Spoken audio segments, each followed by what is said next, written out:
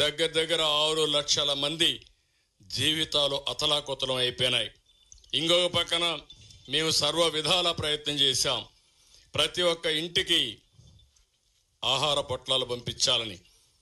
ఒక రోజున 10 లక్షల మందికి ఆహార పొట్లాలు పంపించి ఎన్నైనా పర్వాలేదు చేర్చమన్నాం.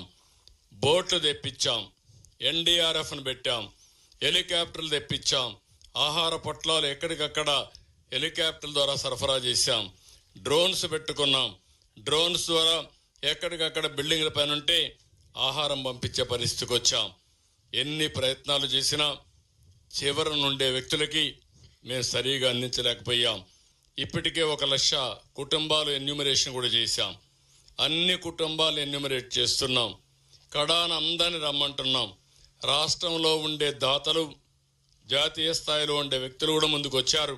స్ఫూర్తిదాయకంగా ముందుకొచ్చి వారికి తోచిన విధంగా అన్ని విధాలా సహకరిస్తున్నారు.